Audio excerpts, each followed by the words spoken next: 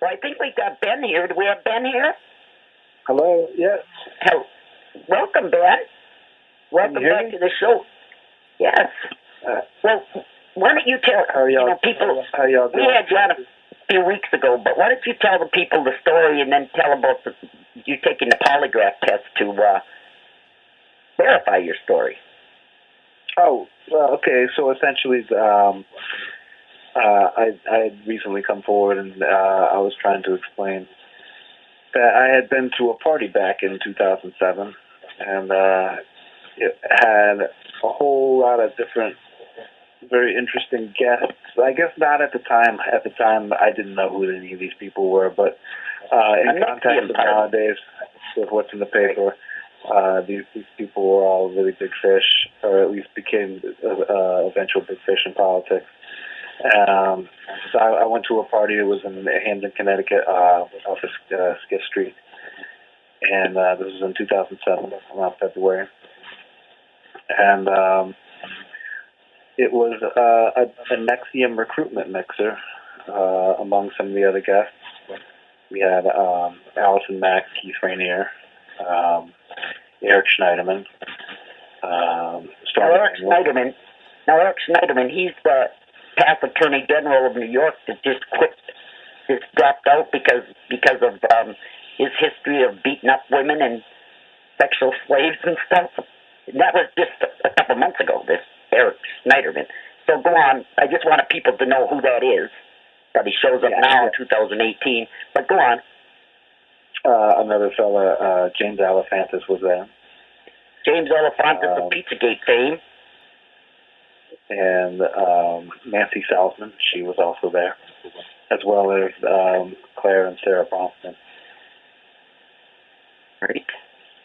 And Nancy Salzman is connected to the Clinton Global Initiative, and she's one of the co-founders of NXIVM, for which Allison Mack has now and Keith Rainier have both been charged with human and child sex trafficking. And then the Bronfman sisters that you mentioned, Ben, are the billionaire heiresses to the Seagram's fortune that financed NXIVM to the tune of $150 million, and also are protecting Keith Rainier and helping finance his defense, it appears. But so just for background purposes, but please go on, Ben. And two other people that were there was Anthony Weiner and Uma Abedin. Right. They're all there together, all the perverts and pedophiles hanging out together in 2007, and now it's 2018. It's just coming out now. But the all-star there was Stormy Daniels, right, Ben? Yeah, Stormy. She was right there, and I got to hang out with her for just a little bit. What was she like? She was all right. She was amiable. She's down to earth. She's a friendly person. Surprised, for being an adult film star, porn star, she was she seemed like a nice person. Well, I'm sure they all seem like. Go ahead, Chris. Go ahead. I don't know. It's anyone's guess. I don't know anything. I think that whatever she's doing now with this guy Michael Avenatti, and I'm not even sure, is Michael Avenatti a real lawyer? That's because I swear I have a theory that he might. I don't know. Maybe he played like he was in like a porno as a lawyer or something like that, and just no one ever told him otherwise. So he just kept going with it. I don't know. But they're doing some kind of weird show right now. And I think I almost want to say that they're on Trump's payroll or something like that. There's something up with that. And really, why do you want to say that? The other side of that is that I had been paying attention to her Twitter a little bit, and I noticed that a week before her arrest, she had put out a tweet that said, so why not, something around the lines, I'm going to paraphrase, and I might butcher it, I don't know, but she said something around the lines of filming a porno in prison.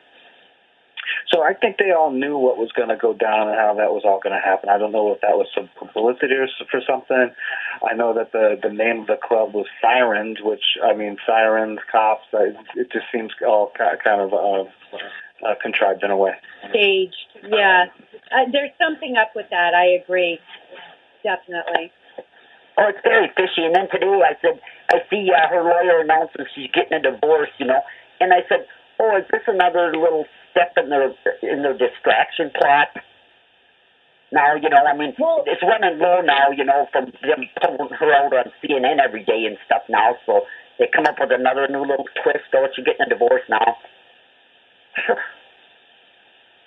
Right. Well, apparently when she was arrested, she indicated that she was single. And oh, really? And someone picked up on that. So there was another person did some research and discovered that, in fact, they went back to Michael Avenatti, who insisted she was still married, but then he had to retract that and acknowledge that, in fact, she had filed for divorce, and they were separated. So who knows what to believe? Yeah. They just make it up as they go along. That's right. So crazy. I agree with that. With what happened with this story, because I had been trying to get some traction on because I know it's a fantastic story. People hear this stuff and they think I'm just full of crap for the most part. And I don't think it's mostly that people don't believe me. I think that's just people that don't want to believe me. Right.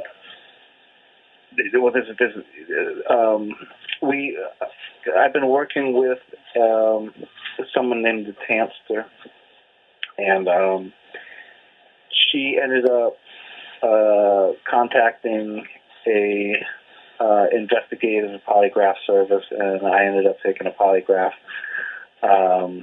In regards, I was asked questions in regards to the event that I had gone to and the people that had been at that event. And we made a video of it. I put it up online.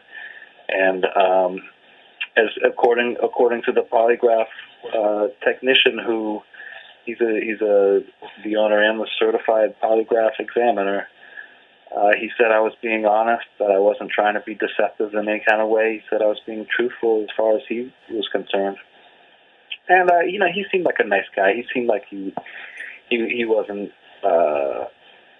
full of crap or anything like that. He's a good guy. His name is Stephen D. Hamre, Hamre, and he's a. I put that video up yesterday on Facebook. Your polygraph video. What's that?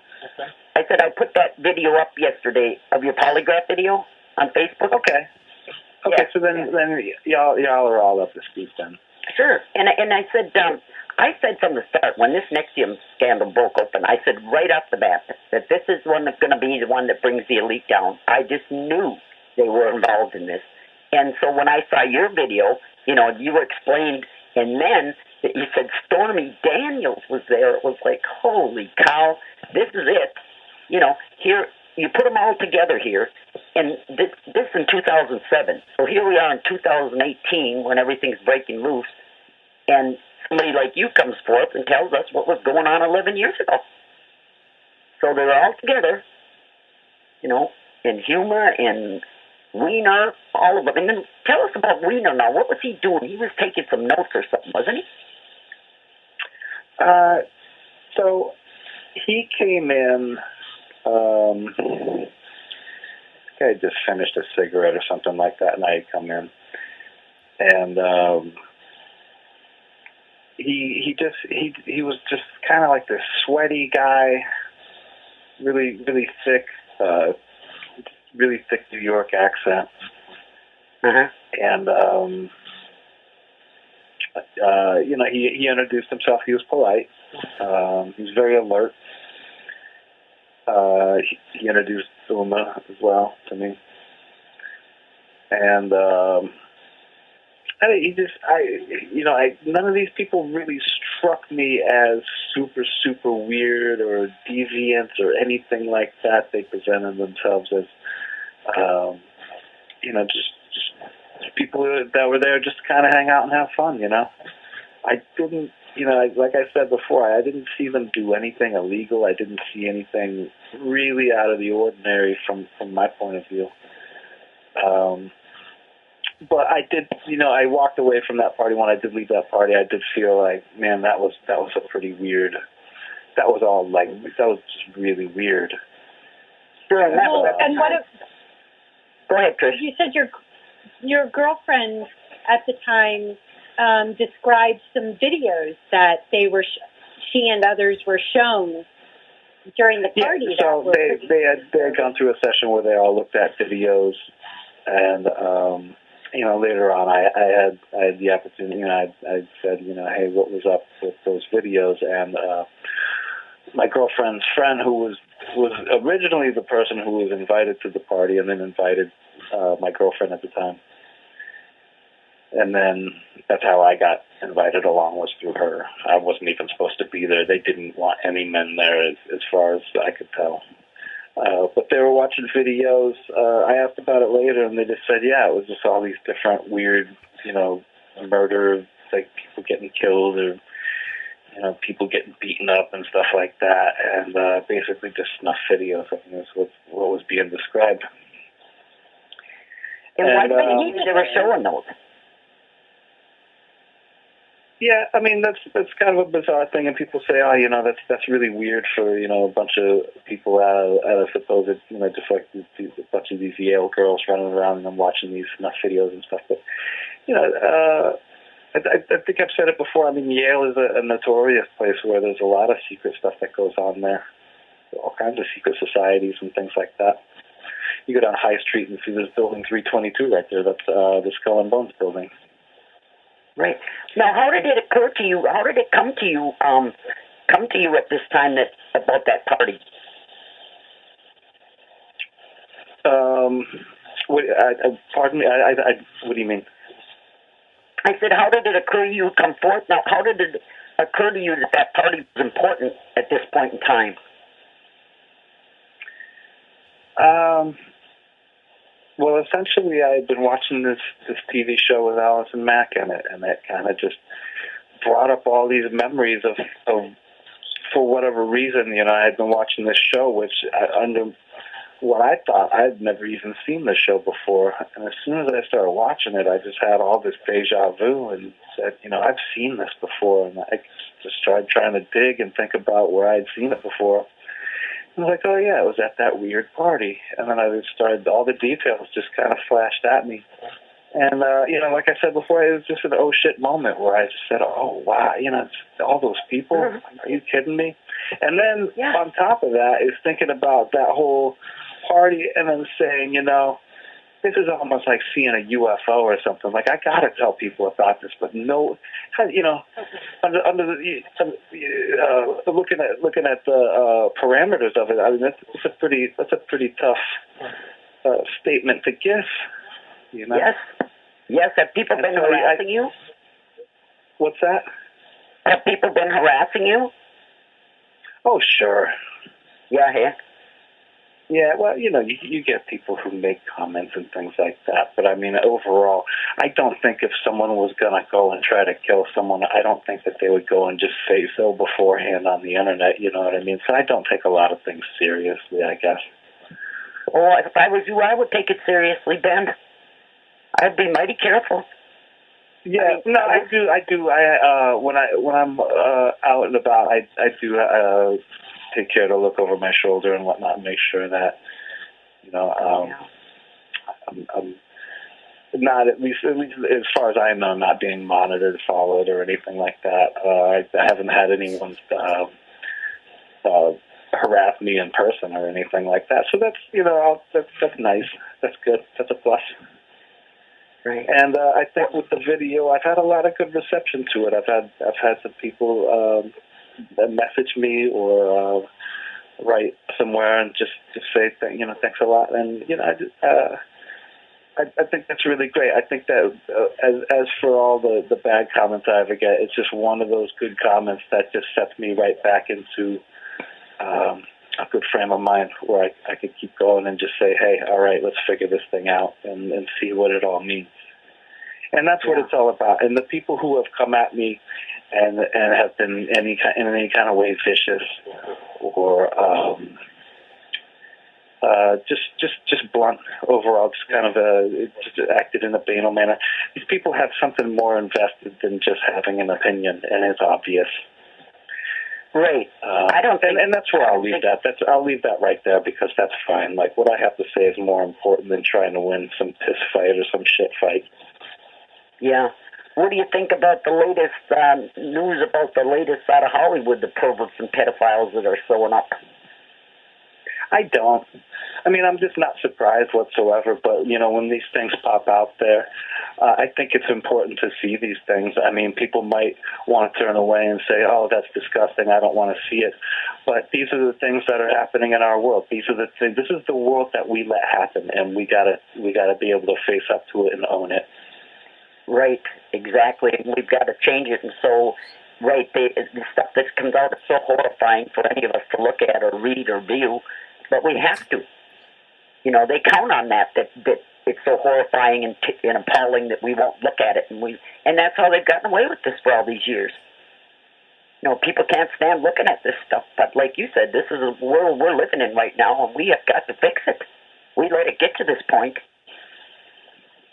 You know, for instance, take Jimmy Savile for an example. Nobody even wants to talk about that guy. No one wants to admit anything that guy did. No one's going to come out and say anything about him. Now think about that. If you were ever molested by that guy and that nobody's saying anything, that's a powerful thing to have to sit there and say, you know, nobody seems to give a shit.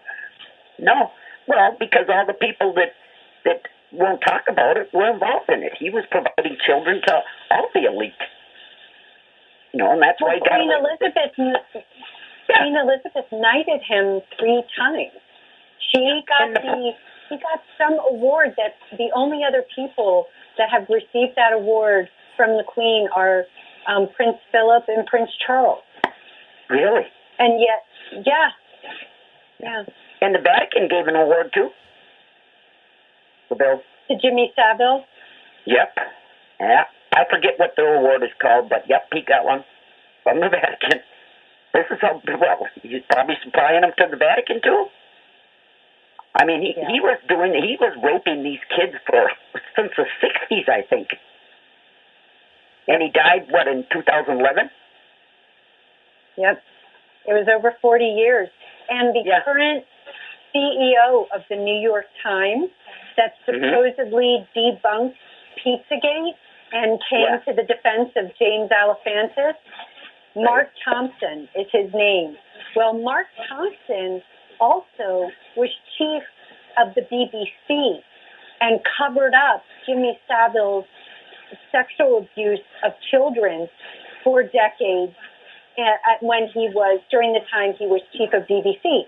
Liz McKean was a BBC reporter that outed Mark Thompson, and she turned up dead in 2017. Yeah, didn't they shoot her or kill her right outside of her house? She supposedly died of a stroke. That's how it was reported. Oh, yeah, right. Right. But, you know, he's now at the New York Times, and he went straight from the BBC when Liz McKean outed him in 2012 to the New York Times, where he is now. And he's also covered up Tony Podesta. There was a New York Times article about him that featured the photos around his home of children, nude children, that were prepubescent, and then they pulled those digital photos but left up the article about him and his, you know, spectacular career that we should all know about. Well, that's the problem we have. You know, all of these people are involved in this pedophile mess. Yeah. You know, the mainstream media reporters, they're all involved in this themselves. So we can't get the word out. You know, we've got to do it this way. The alternate media place to get the word out. Where can people, what is your hope now that you've come out with this? I mean, have you been able to get interviews, or have people been writing about your story, or what is it you'd like to see come of this?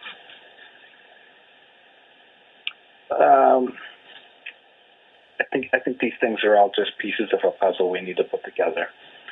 There's a certain operation, there's a code language, there's all kinds of different aspects. There's people who have put all this together. There's people who clean it up. There's people who hide it. There's we have all these different intricate mechanisms, and it's all a matter of just trying to decipher what these people have done for so long.